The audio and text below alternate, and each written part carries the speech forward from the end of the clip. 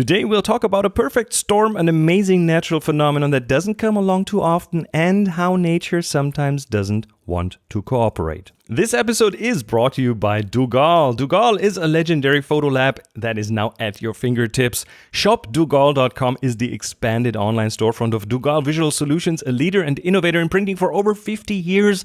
At ShopDuggal.com you can now have instant access to world-class printing solutions such as HD photo and archival pigment prints, acrylic prints, canvas prints, metal prints, photo books, and more, and they ground ship for free. Give us your best work, we'll give you ours. Find more at shopduggal.com/topfloor. That's shopduggal.com/topfloor.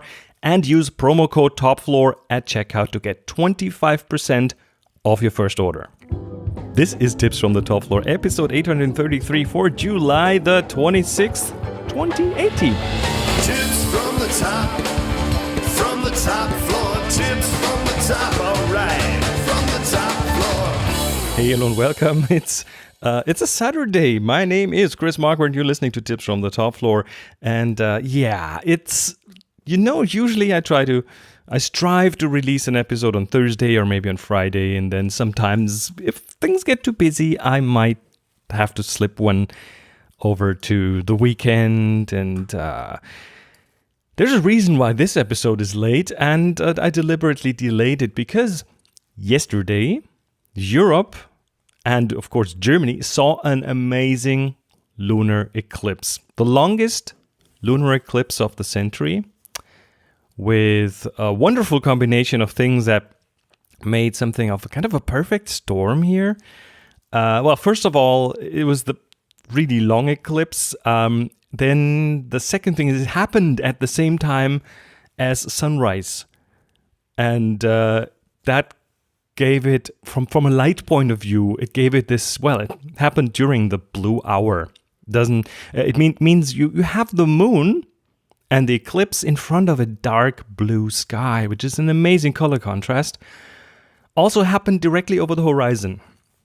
Another amazing thing, which posed amazing opportunities to combine the eclipse with things on the horizon, like nature, architecture, and stuff. And then, as lunar eclipses tend to be, it was going to be deep red. They call that a blood moon. You know, the light that still hits the moon is the one coming around the Earth, so it goes through all the atmosphere. It's like in the sunset, pretty much. Goes through all the atmosphere, loses all its blue side of the visual spectrum, and makes this whole thing, well, blood red or copper red. Let's say copper red, okay? And just imagine that behind a silhouette of something. In our case here, where we live, we have some wind turbines nearby, and I went on the photographer's ephemeris, where like you can see when the moon is going to be, where and how high above the horizon, and so on. And I checked where the moon would be and the elevation, and it turned out I could easily position myself at a place like out in the field somewhere where I would be able to catch the blood red lunar eclipse behind the silhouette of a spinning wind turbine. That's a photo I can imagine. I can pre-visualize that pretty well. But that's not all. Planet Mars is also out and nicely visible right now. It's pretty bright in the sky. And as an added bonus, even though that would be kind of difficult to get into the same shot, at around 10:30 p.m. yesterday, pretty much at the peak of the eclipse, when it was the darkest and the reddest, the moment where the blood moon was like the bloodiest, the copperiest, the ISS, the International Space Station, came zooming across the sky, and in a way that was brightly lit by the sun. So you have the blood red moon directly over the horizon with silhouettes of wind turbines in front of it, while Mars is in the sky and the ISS is zipping overhead. And in addition, we have a bit of a heat wave right now. For weeks we haven't had clouds and stuff, so and temperatures up to like 36 Celsius, which is like 97 Fahrenheit. No rain, no nothing, no cloud cover, clear skies, just a perfect combination. So that was yesterday. So 2 nights ago, like people started looking outside, just kind of a preparation run. You know, the full moon is out there and everything's perfect. Clear sky, clear weather, excellent visibility. And then, came last night, the real performance. And we went out at 9 p.m. last night. And we arrived at the field we needed to get to around 15 minutes before the moonrise. And I set up the tripod and put the camera on the tripod. Just went for the 7D Mark II with the 70-300 lens on it.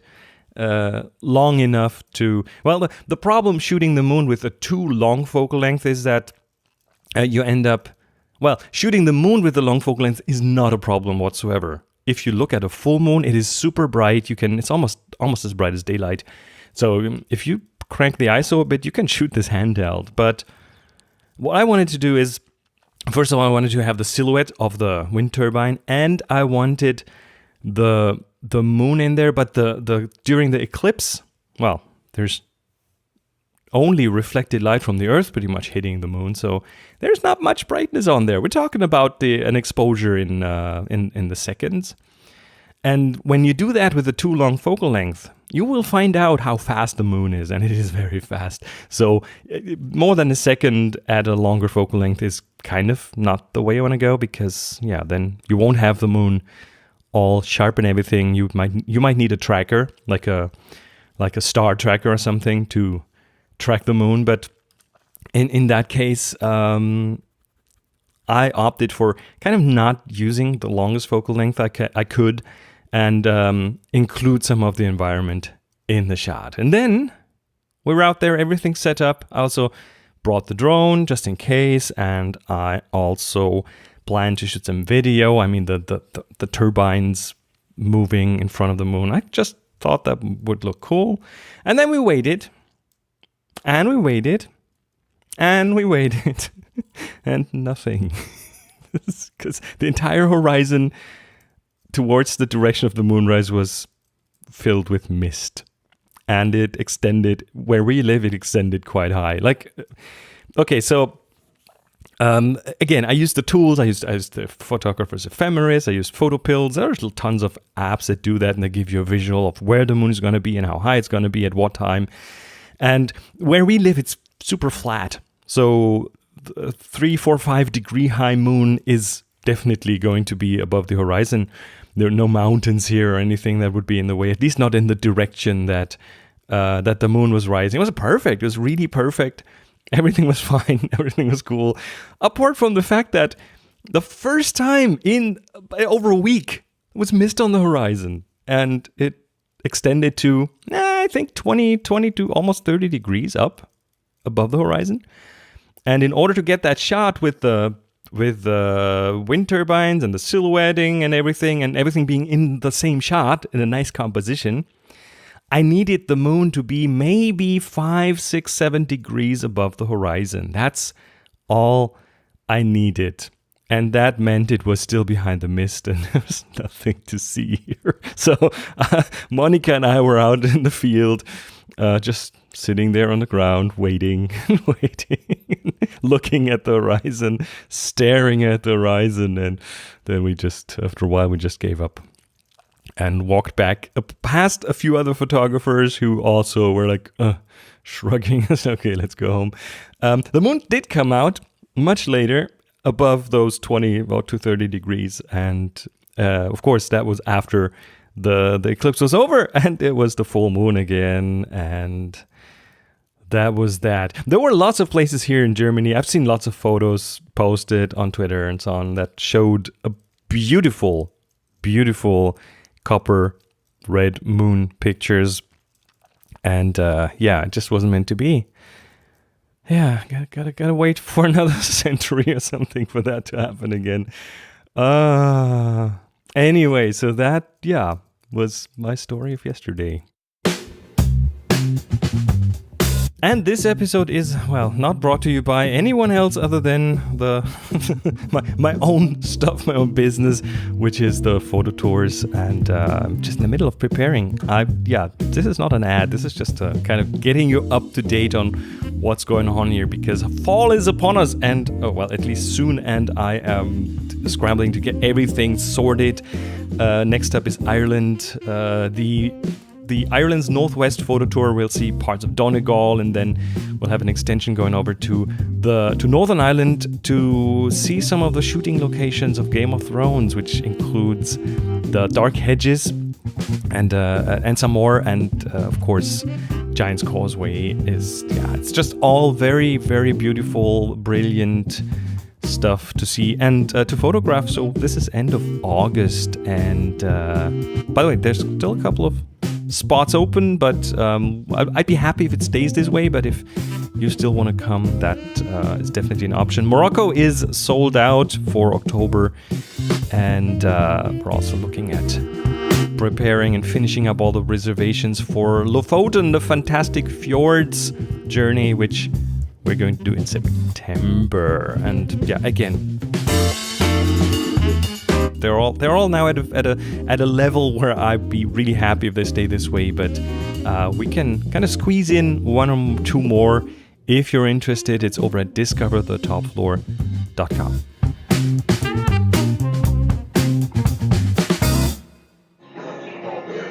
How can I get this podcast on Podcatcher Deluxe?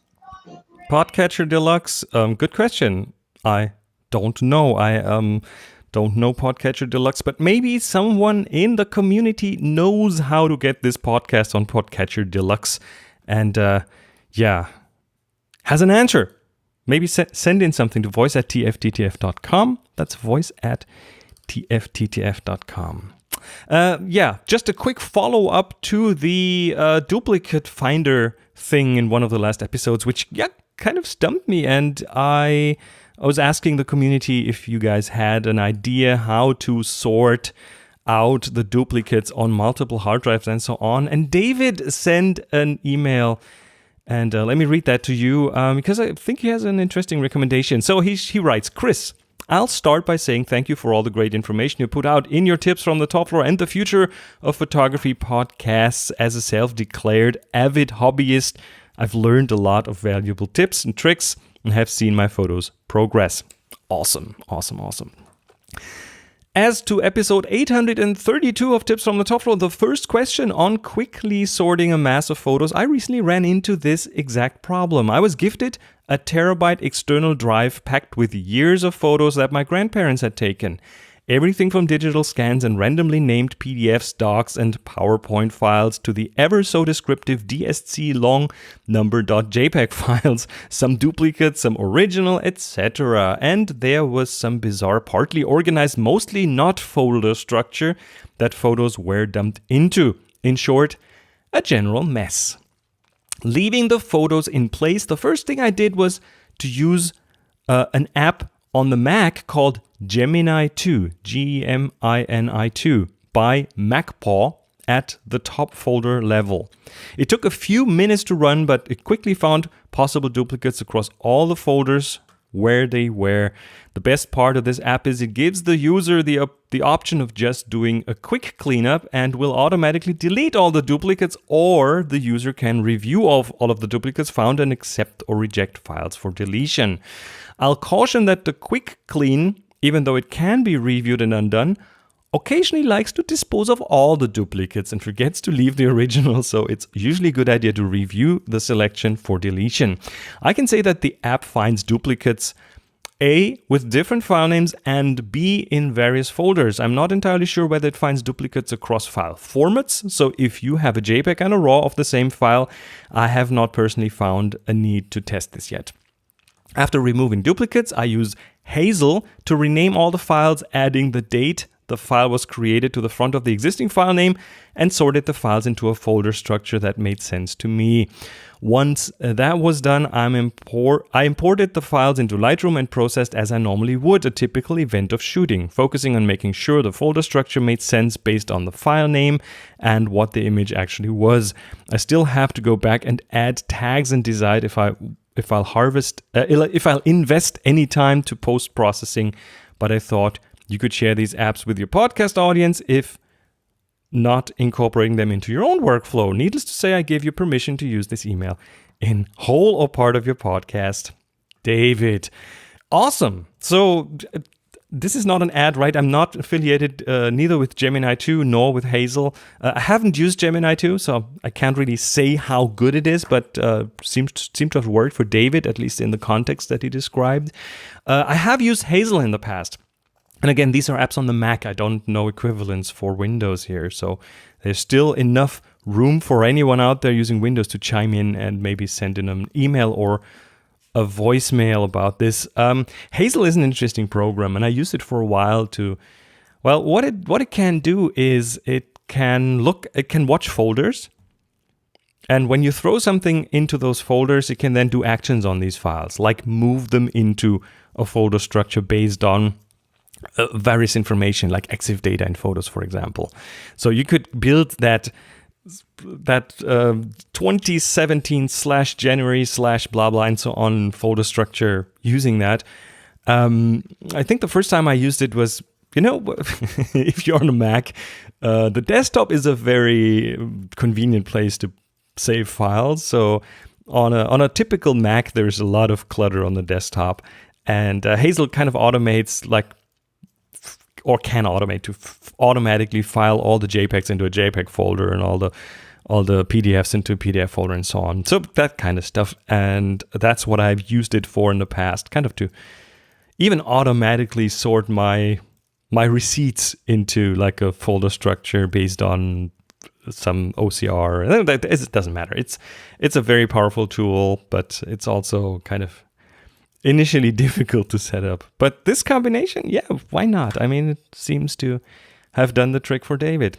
But again, if you have any other ideas on how to handle duplicates across multiple drives in, either on the Mac or on Windows, send a voicemail, record it, and send it to voice@tfttf.com. And I'd be happy to play it here on the show. Hey, Chris. Love the show. I had a quick question about leveling your tripod for panoramas. So I have a MePhoto road trip tripod, which works great in most situations. The one thing that it's missing for my purposes is any kind of leveling indicator on the base of the tripod. So it has one on the connector that actually connects to the camera, but that is above the ball head. So that works fine for stills, but what happens is when I go to set up a panorama, I'll try to get the base of the tripod as level as possible. I can also level the camera on top of the ball, but then what happens is as I start to pan left or right, it's evident that the base of the tripod is slightly uneven because it's on uneven ground or whatever the reason, and trying to level it in 3 dimensions via making the legs longer or shorter is pretty frustrating and doesn't usually work out very well. So I've looked for accessories to add to this tripod that give it a leveling device on the base with no luck. So I was curious if you had any tips for when you're using a tripod that doesn't have a leveling indicator on the base, how to get that tripod as level as possible. Is there a way to use the bubble level up above the head, or is there some other trick that maybe I haven't thought of that will help you level that out? So hopefully you have some tips for me. Hopefully that would be helpful for other people as well. But I'm curious to see what you have to say. Thanks a lot. Bye. Thank you, Conor. Getting a level tripod is kind of important in panorama photography. If you want to do these horizontal panoramas and your tripod is not level, then you have this sine curve motion when you go horizontally and it's all wobbly. And you can still stitch those, but you lose a lot of like space on the top and on the bottom. The first thing that came to mind is from part of my past is video tripod heads. They often have a ball under the tripod head that is explicitly there to use for leveling. And they have to do this because, well, video camera heads, they are used for panning, and a pan in a video that is not fully horizontal looks very strange. So they do this all the time. They level their cameras all the time. So it might be worth looking into that. But also, if you're really, really serious about your panorama photography, it might be worth looking into a geared pan and tilt tripod head. And, as it says, they have gears for the 3 directions, and then you can really get it straight this way and then attach a separate panorama plate on top. Now, I've looked for geared tripod heads. Manfrotto makes one, and Linhof makes one, definitely for probably a bigger wallet. Arca Swiss makes the C1 Cube. Again, they look amazing, but I don't know the price. I don't really want to know the price of those. Benro makes the GD3WH. That's, rolls easily off the tongue. But one thing, and there are probably more, so just put geared tripod head in your search engine and you'll find that. And all of them have a spirit level for X and Y axes, so you can kind of make them really, really level. And then put a panorama plate on top. And the panorama plate has the sole purpose of like allowing you to rotate horizontally. So you level everything under the panorama plate with the gear tripod head, and then the camera on top is level. And you get the rotation that is truly horizontal. And you can find those if you just search for panorama plate. And there's plenty of those. And that might be the ticket. What you could also do is, of course, a bit of a cheaper avenue here. You put the camera on a panoramic plate, put that on a ball head on your tripod, and now if your camera has a level built in, mine do, and they have a level in both directions, left, right, and forward, backward. So I can use, or you could use the level in your digital level in your camera to level it out. As long as the camera is directly on that panorama plate, you can do anything you want underneath, and as long as you get the camera flat, and then the horizontal pan will look just amazing.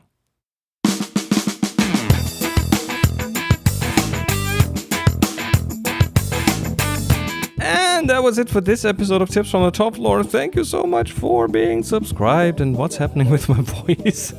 Thank you so much. You guys are awesome. Your support means everything to me. And if you are looking for ways to support financially or just by word of mouth or any other way, go to tfttf.com/support. No, I remember that. And don't forget to have a quick look at discoverthetopfloor.com. As I said, we can still squeeze in maybe 1 or 2 in some of the tours. Check it out, discoverthetopfloor.com.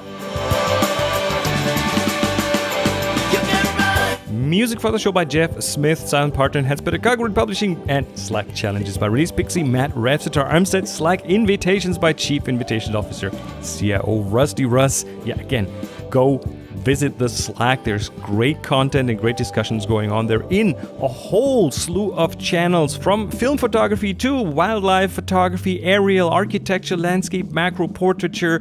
There's a photo critique channel. There's a show and tell. There's a Lightroom channel. There's like everything is over on the TFTTF Slack, and you can get the link to the Slack in the show notes. My name is Chris Marquardt. You'll find me on social media at Chris MarQuardt. I remember that. Go out and take amazing photos. After rain, and I told you that Be nice to each other. after pain. And happy shooting. You said it ain't as easy as it seems. Makes it